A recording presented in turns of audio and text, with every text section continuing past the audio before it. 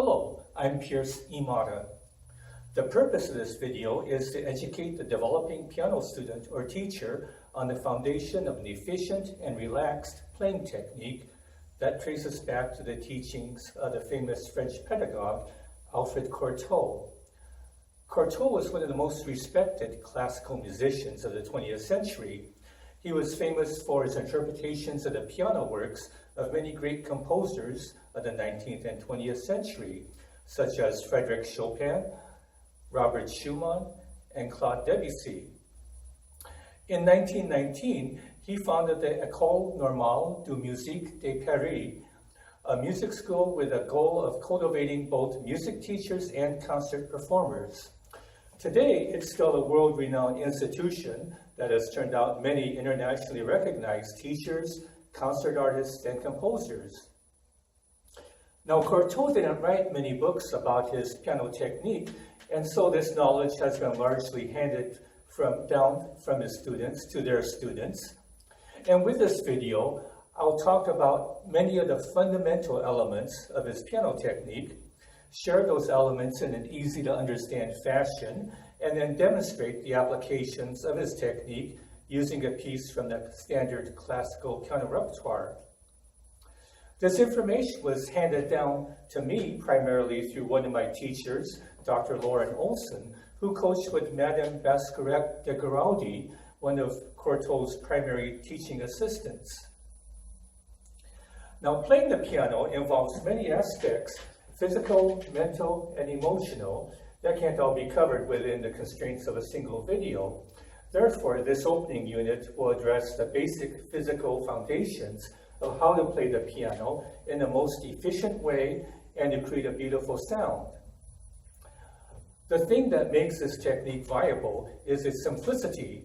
It's a technique that's rooted in leveraging the natural movement of the body with a minimum of physical effort and a singing tone quality. First, let's talk about the concept of relaxation. The keystone of a good piano technique is relaxation in the shoulders, elbows, wrists, and the fingers. Cortot's piano technique has its foundation in this. I often begin my coaching of new intermediate and advanced students with some relaxation exercises. The first step is to become aware of how much weight you actually have in your arms and hands, as we'll use this resource when you play. One way is to first hold your arms straight outwards, then simply relax and let them drop to your sides. You can feel quite a bit of impact if you are totally relaxed. Then I'll have students hold both arms straight out in front and letting them drop down to your sides as well, like this. They'll swing and settle down a little bit. Again, it looks like this.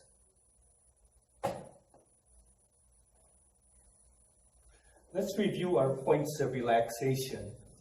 Let your shoulders relax. You can tell that they're completely down. This is tight, that's relaxed.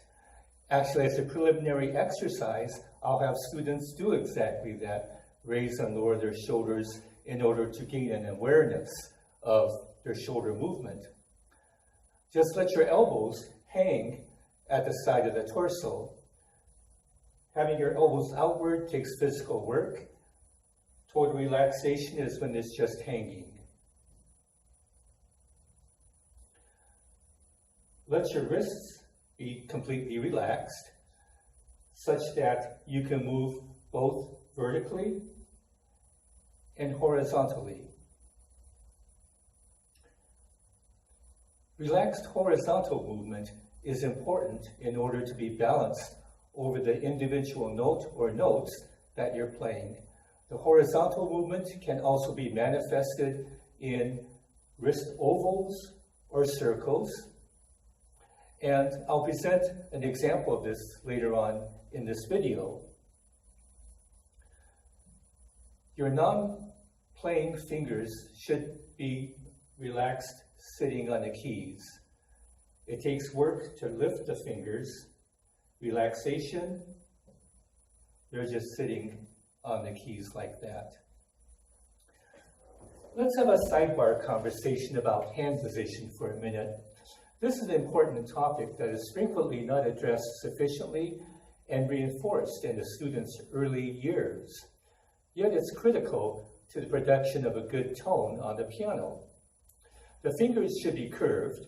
There are many different ways that teachers try to describe the degree of curvature using analogies like imagining a ball or an egg in your hand.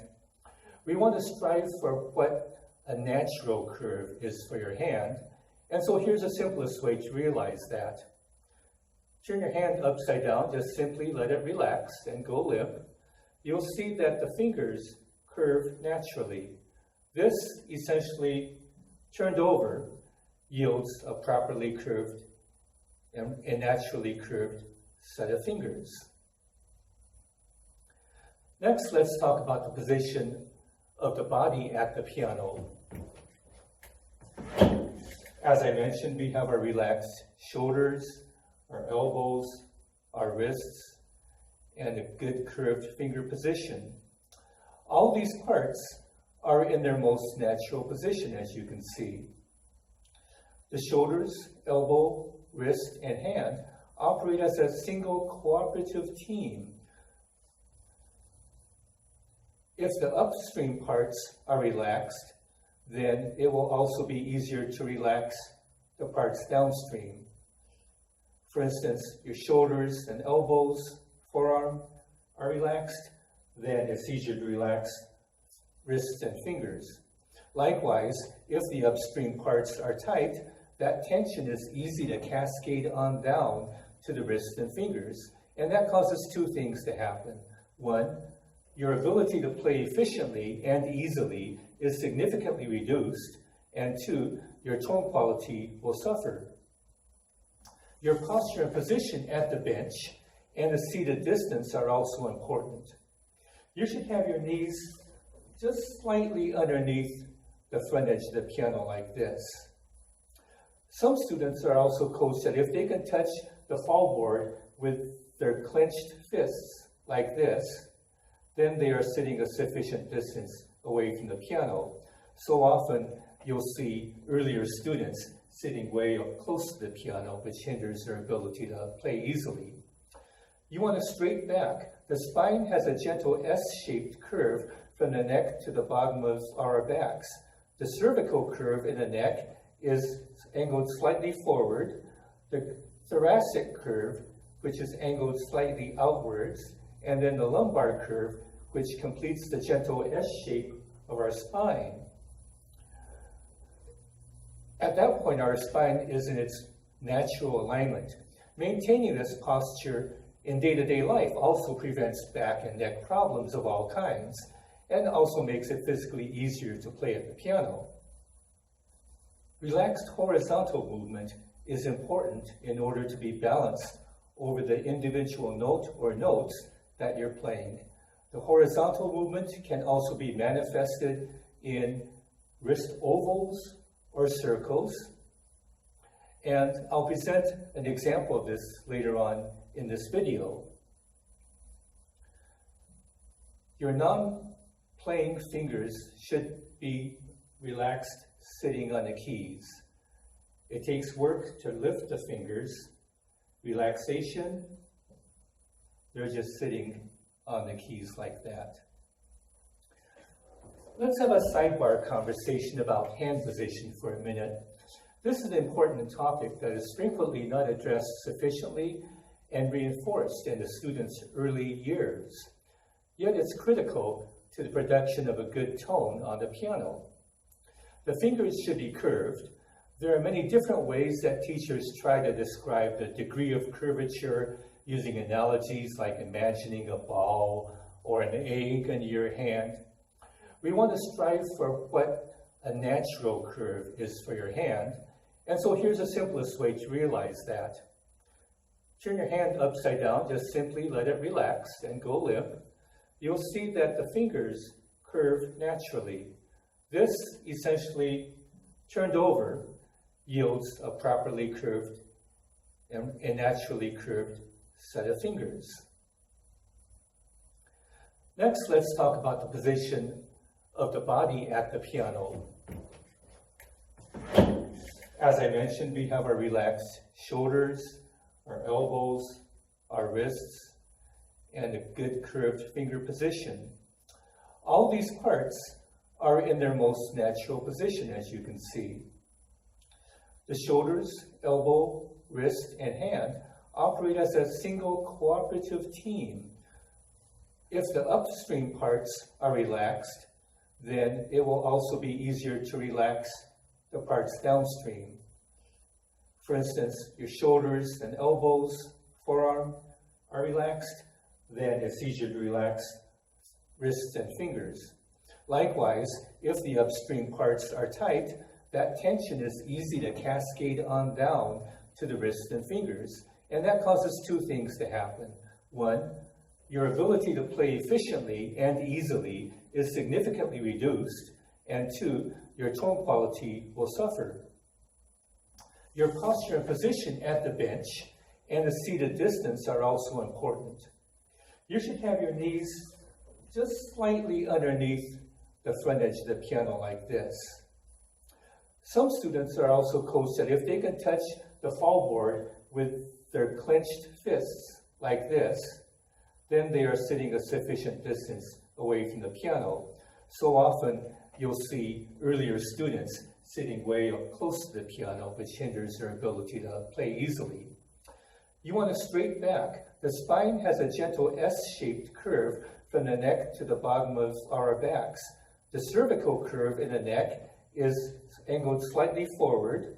The thoracic curve, which is angled slightly outwards, and then the lumbar curve, which completes the gentle S shape of our spine. At that point, our spine is in its natural alignment. Maintaining this posture in day-to-day life also prevents back and neck problems of all kinds, and also makes it physically easier to play at the piano. Now let's talk about creating a sound.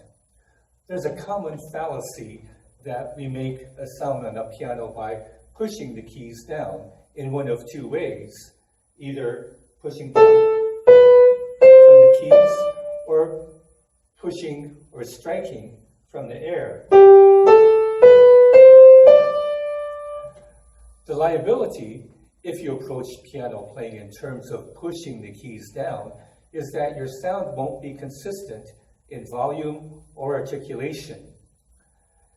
If you push down starting from the keys by design, you're pushing each key down at a different speed, which translates into the hammer striking the strings at different speeds. Your sound will not be consistent. Each note will sound slightly different in articulation and volume. Likewise, if you strike the keys from the air, you're coming at each key at a slightly different height in the air with the same result, causing each hammer to strike the string at different and unintended, usually, speeds, and by extension, resulting in loss of control of your tone and volume. In Cortot's technique, we produce a sound using 3 steps in a continuous movement. During my training, I've found that to be articulated in various ways from teacher to teacher. However, it's the same result. First, we want to assume our baseline position of having the wrist at the same height as the knuckles. If you prefer it slightly higher, that's also fine. Ensure that your fingers are curved, not flat, because that enables your fingers to support the weight of the hand and the arm. Next comes a sequence of 3 steps in a continuous movement. First, a preparatory gesture slightly upward. Second, we drop the weight of the hand or the hand and the arm, depending on how much sound you want. And third, we push off the bottom of the keys. And so, step by step, again, it looks like this. Preparatory gesture, dropping the weight of the hand and arm, pushing off the bottom, and then relaxing your hand and arm. You can tell that you're doing it correctly visually when you see your wrist rebound, much like a spring or a car that bounces back after it goes over a dip in the road. Now, This is what it looks like in a continuous motion. A preparatory gesture, dropping the weight and pushing off the bottom. Be sure that this movement is done in a relaxed manner. The dropping of the weight and pushing off have to be done naturally. Here are a couple of ways to detect that your movements are artificial versus natural. First, you actively push your wrists downwards instead of letting them drop.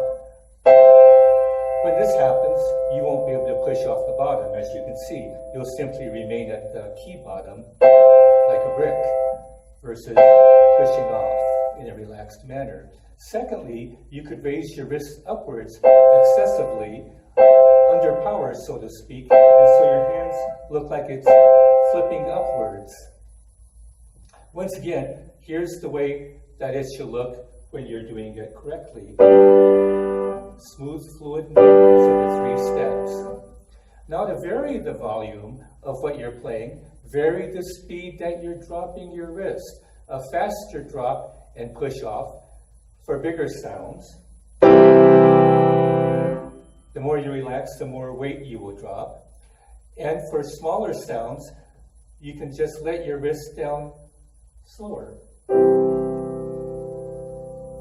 In fact, when you produce a softer tone, your shoulders are suspending or holding back some of your total arm weight, thus enabling you to drop less weight into the key.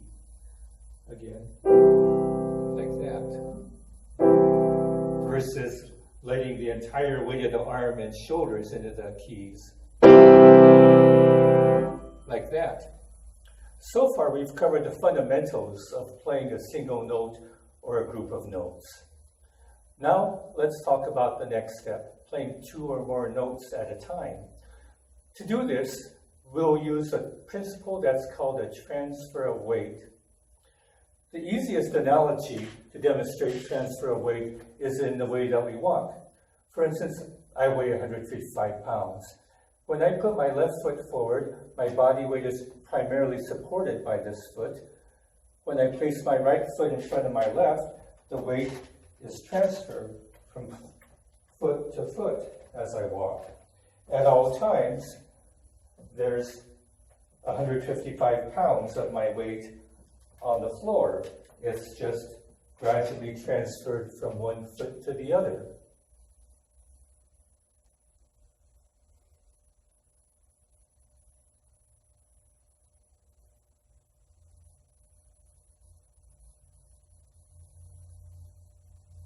Playing the piano is a very tactile experience. That is, we rely on our sense of touch as well as our ear to provide feedback on how we're playing. Here's one way that's helpful in becoming acquainted with how the transfer of weight feels to your fingers and hands. Play standing up. Now, I know that sounds a little bit silly. 2 good ways, but it really works. 2 good ways to experience this is doing either hand-and exercises or scales. I lean a little more towards hand-and exercises because it provides some additional fine finger coordination experience versus scales. So when you stand up, you'll look like this. You'll be slightly bent over the piano. Your arms will, of course, be at a steep angle to the keys, and it's okay to maintain a high wrist angle that results from standing up like this. In fact, it's necessary and very helpful to allow your fingers to support the weight of the hand and arms using this position. Don't lower the wrists to the level of the keys. To do that, you won't have the benefit of feeling the transfer weight to the tips of your fingers. As you play, you'll begin to notice some things. Your non-working fingers will simply sit on the keys. This is relaxed by contrast. This is what it looks like.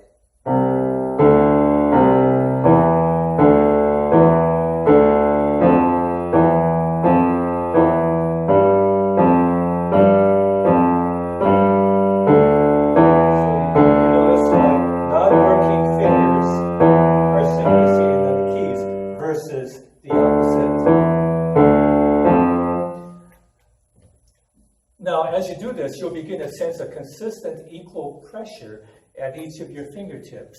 When this happens, you are simply handing off the weight of your hand and arm from finger to finger. In other words, you're executing transfer of weight. Your fingers are holding up the same weight of your hands and arms. And so as you become acquainted with this tactile sensation of transferring weight, you'll hear that your sound is very even from note to note. In other words, your sound will be very legato, thanks to the transfer of weight from finger to finger evenly. The next step that I'll have students do requires some creative visualization. I have them sit down and try to duplicate the same feeling at their fingertips when they were playing standing up. This creative visualization takes concentration to do, but usually on the first attempt, there's a noticeable difference in the sound and the degree of relaxation that the student plays with. And you'll see that their fingers will be relaxed on the keys and they won't raise. There's a second way that I use to help students recognize the feeling of transfer of weight. I have them sit back on the bench and stretch out their arms until they achieve a straight line from their shoulder to their hands, like this. I tell them to imagine they can place a yardstick on the top of their arm down to their wrist, and it would touch every point from here to here. Then I'll have them play their hand in passage or scale. The same mechanics are at work using this posture, and in addition, it shows them how their shoulders are holding back or suspending some of the total weight of the shoulder to hand apparatus. They'll discover this after a little while when they start to feel their shoulders getting a little bit tired.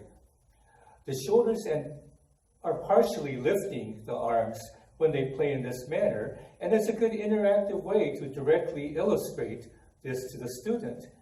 At the fingertips, the transfer of weight is taking place, and they'll have the same sensation at the tips of their fingers as when they were standing up. And it looks and sounds like this.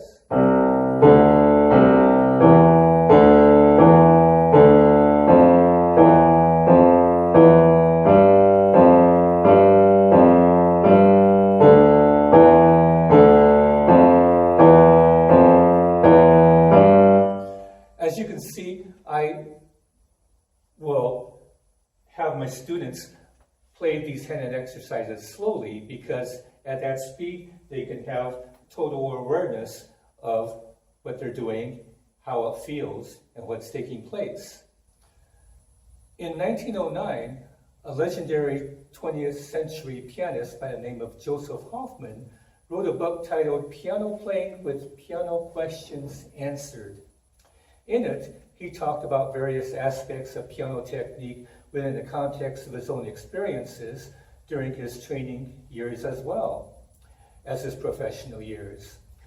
There was one statement that my teacher during high school, Dr. Lauren Olson, made me memorize, and that sentence is this: the degree of perfection of piano technique is exactly proportionate to the development of the legato touch. Meaning, the measure of a pianist's technical ability is best seen by how well he or she can execute a legato touch. It's this transfer of weight that creates a beautiful legato touch. Now let's address the opposite articulation of legato, which is staccato. The same principles of relaxation and tone production applies here.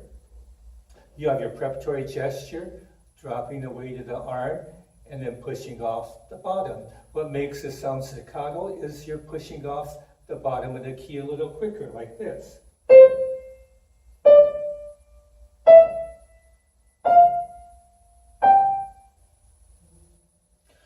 We want to adopt how we use this basic technique in a way that maximizes our communication of the music to the listener. Melody is the prime ingredient of music. It's said that Frédéric Chopin always made his students sing what they were playing in order to develop their awareness of the melody and its shaping in their music. There are two ways to project the melody line. One is to play the melody at a louder volume, or two, to play the accompaniment at a softer volume. I usually lean towards the latter choice, playing the accompaniment voices at a smaller volume, because in many cases, choosing to simply play the melody louder can result in a forced voice or overstatement of the music. But with the accompaniment softer, it merely provides more exposure to the melody while keeping your melody at the same volume. A good rule of thumb using this choice is to play the accompaniment 2 dynamic levels lower than the melody. For instance, like this.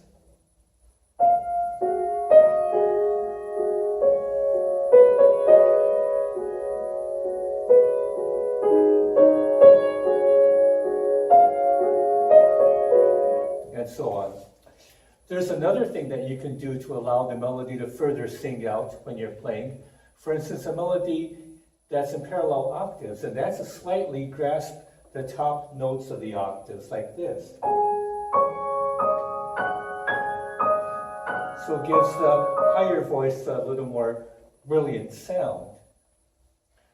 And so now that you're projecting the melody, you have to give the melody life. To simply ensure that it's louder than the accompaniment is not enough.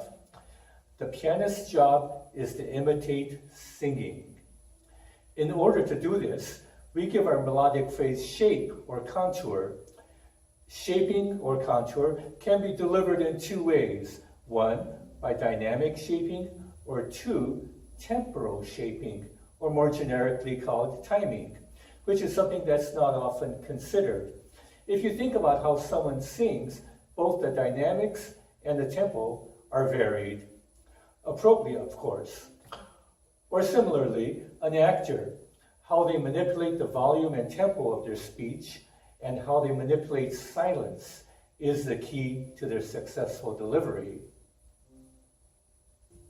Now let's look at this school of technique as it's applied to a piece by the French composer Claude Debussy. I selected a movement out of his suite Estampes, which translates into engravings or prints. The first movement, titled Pagodes, was inspired when Debussy visited the Paris World Exposition in 1889. He attended a gamelan orchestra performance, which is an ensemble of mostly metallic instruments at various pitches, a flute, drums, zithers, and singers from Java. Within this piece, he sought to imitate the pentatonic flavor of traditional Asian music, as well as the various layers of voices that he heard in the gamelan music. We can find applications of the techniques that we discussed in this video in the performance of this piece. We begin with an introduction, which is marked pianissimo. Although it's marked pianissimo, it's really not necessary to use a soft pedal like this.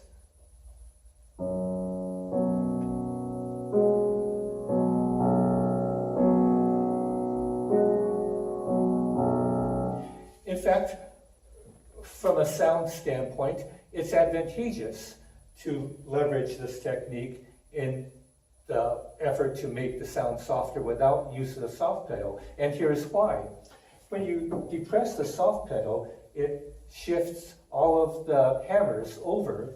And so when the hammer strikes the string, it's striking on a surface of the hammer that is softer and hasn't had the workout or the impacts that the hammer in its normal position would have. The result of that will be a slightly more muffled sound. And it's an audible difference between having all of a sudden a muffled passage, then you come back to your previous quality of sound. And so that's why I prefer avoiding the use of the soft pedal.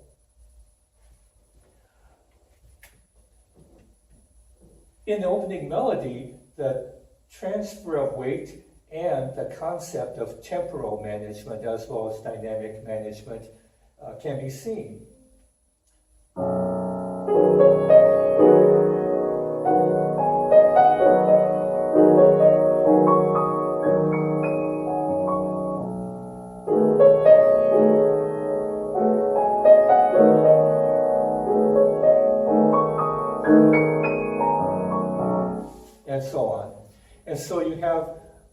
nice legato as a result of the transfer of weight.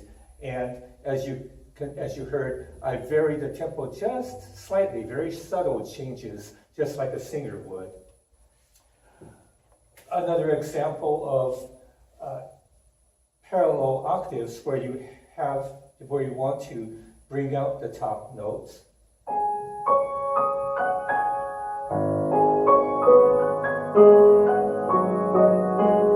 Gives it a more bell-like, a brilliant quality. Another good example of transfer of weight as well as the resultant sound is further on.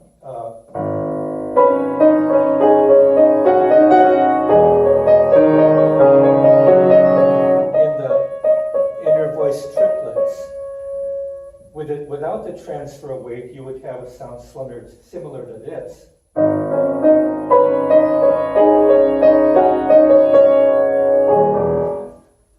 And so it comes off as being over-articulated, as well as most likely inconsistent levels of volume from note to note, unintended differences.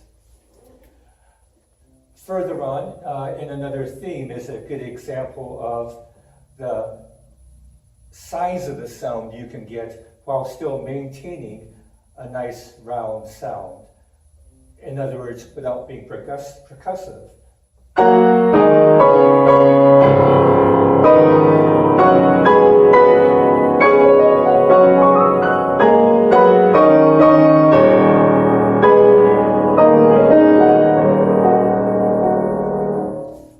And so on.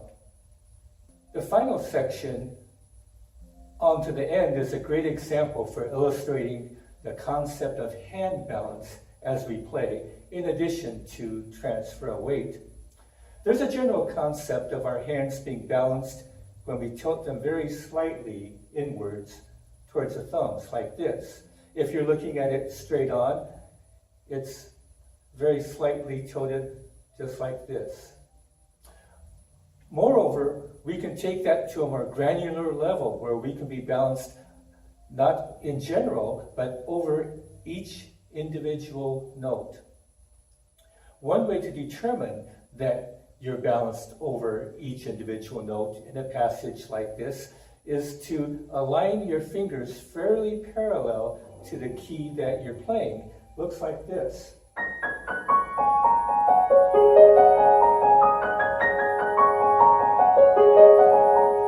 Or in a little slower motion. And so, as I play the key, my finger is parallel to that respective key.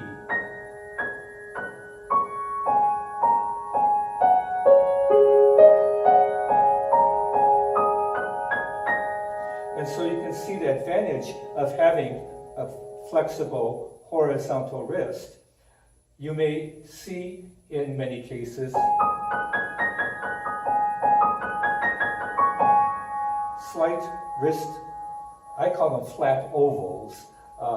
Other people will call them wrist circles, but that is the result not of the conscious movement of the wrist outward and inwards, but because your finger is parallel to each key. In order to make each finger parallel, the wrist has to position the hand and fingers so that it's in a balanced posture. And so you can see the wrist circles are flat ovals. It's a result, not a primary execution of movement.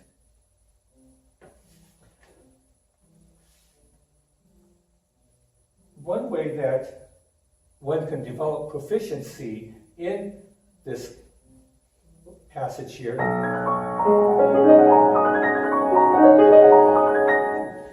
is to practice slowly with a technique called slow legato. Okay, slow legato works like this. It's a legato, but after you play the first note, you play the second note you're still holding the first note down. Only after you've played the second note does the previous finger come up. So I'm on the G sharp here, and I'll play the next note. My G sharp is still depressed. My hand is still relaxed on it. Once I play the F sharp, then I release my G sharp. The next note is a C sharp. My F sharp is still depressed until after the C sharp is played, and then I release it. And so on.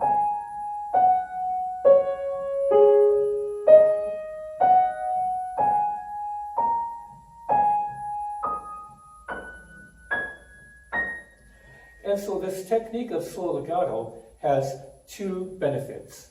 One, it helps the hand and fingers to realize what event took place before, where the finger is now, where it's going. And then the second is it helps to reinforce the concept of weight transfer in a very slow motion fashion, but being able to see you're playing at that slower speed has a lot of benefits. You can see exactly what you're doing, the posture of your hand. You can use your tactile sense to ensure your slow legato. The renowned piano teacher Georgy Shevak often stated, minimum effort with maximum sensitivity. That means to play with a minimum physical exertion required while delivering the maximum appropriate emotional sensitivity. Applying Mr. Cortot's playing technique helps to achieve this. So to conclude this introductory unit on the piano techniques based on the teaching of Alfred Cortot, I will perform Pagodes in its entirety so you can observe these various principles in action.